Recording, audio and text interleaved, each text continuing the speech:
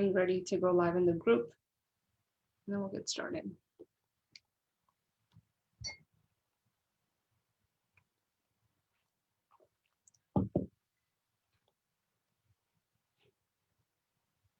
Okay, I think that we are live. All right, guys, this is Sarjeet. I hope you guys are doing well. You guys are in Business Analyst in Demand Facebook group.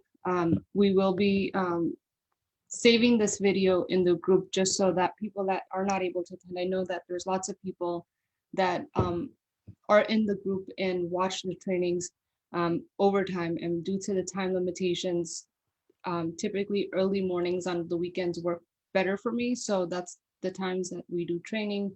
But if you're in the group and would like to attend the training, more than welcome to watch the replay. And for the few of you guys that are here in the Zoom with me, feel free to ask me any questions as we go through the training session. If you have comments in the group in Facebook, I don't actually have the ability to see comments on Facebook as we're going through the training, but I will go back and look at the comments after the training and respond. So at any given time, if you have questions, ask them. If I don't get to them through the training, I'll go back and answer your questions. All right, guys, so let's continue with Agile. Lots of interest around Agile, which is the new buzzword. So what I'd want to do is I want to compare Waterfall to Agile and make sure that you guys have a proper understanding of Agile methodology, which is cool, which is the new buzzword, which is the preferred method of developing software today, just because it's very, very flexible compared to Waterfall. With Waterfall, you work everything in a linear perspective. Typically used to take us 6 months to 18 months to deliver projects. And in that time frame, most of the time, things change, right? Things, as we know in the economy today, things are changing very, very rapidly. And for that reason, Agile makes it easier for us because it's very, very flexible and adaptable. So today's topic is going to be sprint planning in Agile. So what is sprint planning? So typically in Waterfall, what we have are releases. So we'll have either a phase 1 or a phase 2 or enhancements, which are, again, increments, but they still would take us at least 3 to 6 months. Even if we were doing a phased approach in Waterfall, it would still take us 3 to 6 months to deliver, because again, you're still gathering requirements, validating, testing, and all that jazz in a linear way. So in Agile, we have something called sprints. So in Agile, a sprint could be anywhere from 2 to 4 weeks. These are smaller increments to the software that we're releasing. And the way that we plan for these sprints typically is, we talked about product backlog, which was the topic for last week. These are features at a high level that you have that will get the project delivered, right? So you'll have things that are identified as the MVP, which is known as the minimal viable product, right? So that's the minimum that you need to have to release to the market, right? So within, after the MVP, you also have a whole list of bells and features that you want to have with your product. Now, the product backlog can also have defects.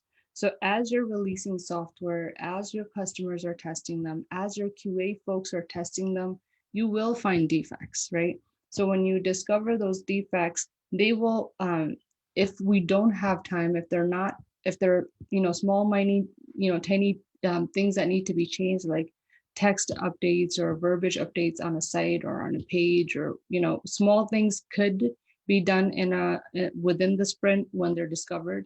But if they're big things that require logic changes or programming changes, then we take those defects and we put them back on the product backlog. So I want to pause here and see if you guys have any questions so far. Are you guys following me? Oh, yes. Yeah. Thank you. Mm-hmm. So our product backlog now has our MVP, our other bells and features for our product, along with defects, right? So now we have this huge list. When we talk about sprint planning, which is typically done at the beginning, towards the end of the earlier sprint, beginning of the next sprint, usually beginning of the next sprint. But as a Scrum Master, if you're working as a Scrum Master, or you're a product owner, you're typically looking at the backlog at all times anyway and trying to plan for things and making sure that everything is aligned. So, for example, even before sprint planning, the product owner and the scrum master will be looking at the product backlog and trying to identify high priority features, or if there's defects. We're trying to make sure that your user stories for those features and everything that needs to be prepped before the sprint planning is prepped. So for example, let's say we have 10 user stories in the backlog plus 2 defects, right? And out of those 10 user stories, 2 of those user stories are high priority from a product owner standpoint. And those 2 defects are also high priority, right? So for those 2 user stories plus those 2 defects, we want to make sure that our requirements are spot on, our user stories are clear, that we have acceptance criteria that's also there. So that way, when we get into sprint planning, there's no there's no confusion about what it is that the team is going to be developing, right? So not so generally when you're looking at agile, the frameworks and the diagrams, you typically don't see these things that are happening on the background with the product owner and the scrum master to make sure that your sprint planning is successful. Does that make sense, you guys? So Right. Yes. lots of times people say that there's no documentation with agile. That is kind of true. There is documentation. Documentation sometimes happens after the release to document, what features have been developed, how they're going to work, how they, fit into the grand scheme of things. But when we look at the agile diagrams that are available on Google and everywhere else, they don't talk about these things. Generally because, well, actually, I don't know why they don't talk about this, but I don't want you guys to walk away from this training with the notion that there is no documentation. As with any software development product or tool, you need to have this documentation in the event that your there's a lot of disturbance. I'll mute somebody. Okay, so with that, any questions so far? Okay, so while you're in sprint planning, which is typically who attends your sprint planning is your product owner, is your scrum master, and it's your entire project team, right? It includes developers, it includes your QA analysts, your testers, and it also includes your UX designers, so people who are creating mockups for us or designing the layouts and the screens for us. They're also included, and everybody on the team attends these meetings, and everybody as a team, the scrum master typically leads these sessions. We talk about everything that's on the backlog, typically things that are high priority first, right? And we all talk about which things should be included in the sprint. Now, there's something called a sprint velocity. So what a sprint velocity is, the rate at which your team can perform. So for example, if you're a brand new Scrum team, this is your first sprint, you don't know how many user stories you could take in. Typically, user stories are sized with high, either t-shirt sizes. I've seen small, medium, and large. I've seen story points. I'm more familiar with story points in my projects. We typically used to do, okay, if coding is going to take half a day, that's 1 story point. If coding is going to take 2 days or a full day, that's 2 story points. And based on that, we would add story points in a given release. So as I was talking about sprint, the velocity, right? That is typically how many story points or how many t-shirt size features can you add to a sprint. So if you're a brand new team, you haven't worked with the developers, you haven't worked with the QA folks, you haven't worked with UX designers, then I would, your first sprint planning may be a little difficult, meaning that you'll probably add more features than you can develop, but that's okay because this is the first of few sprints will take you to A, learn your team, B, understand how many things or how many story points you can get and complete within a sprint. Okay, am I losing anybody? Just making sure. Does all this make sense? Yes, it does. Yeah, and if I am, please stop me. Okay, cool.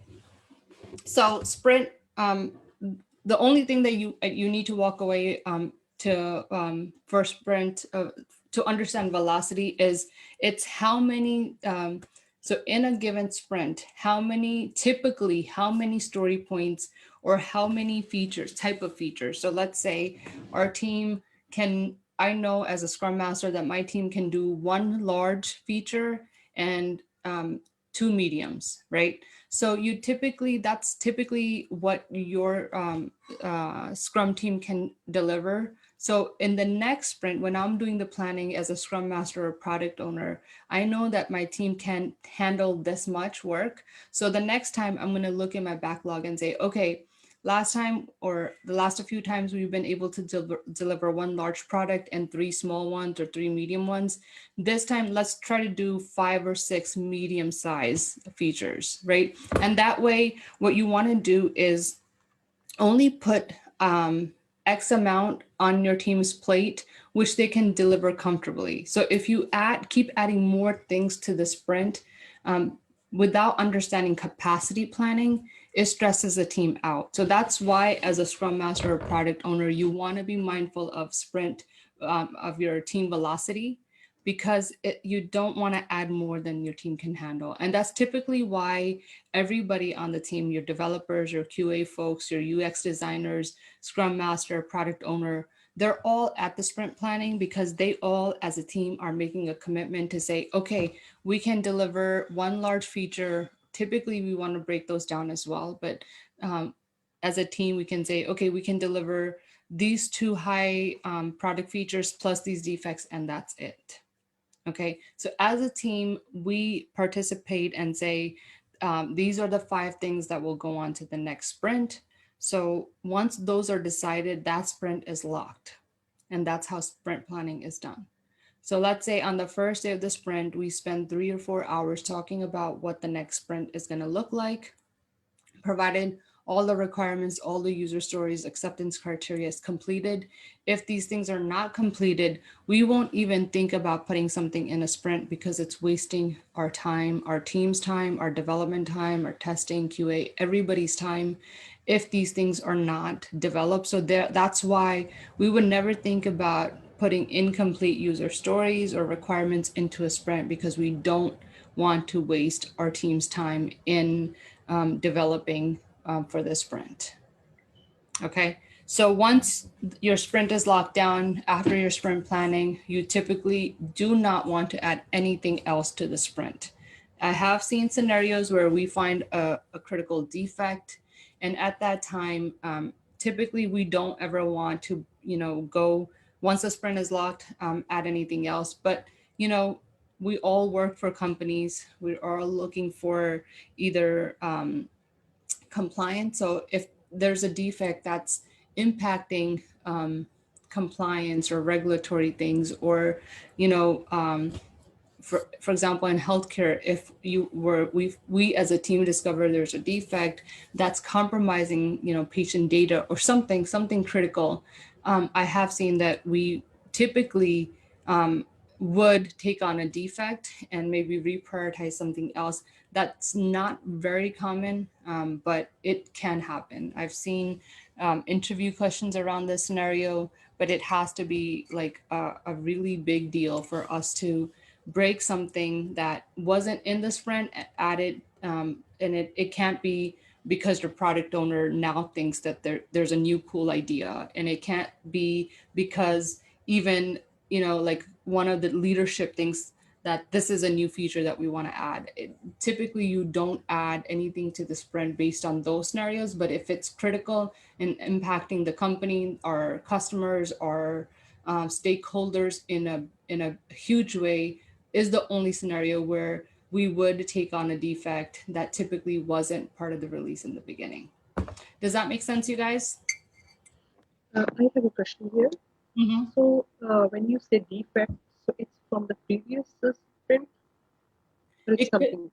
It could be from a previous sprint. It could be from a previous release. Defects are not planned for, right? So defects can happen at any time during your project lifecycle. So it's not necessarily only be a defect from a prior sprint or release. It could be, from whenever. Let's say you delivered the MVP and it wasn't discovered till, 2 months later or something. Okay. Right. But Thank the you. defect has to be critical enough for the team to even take a look at it. Does that make sense? Right. Thank you. Okay, guys, that's all I have for today. What other questions do you have?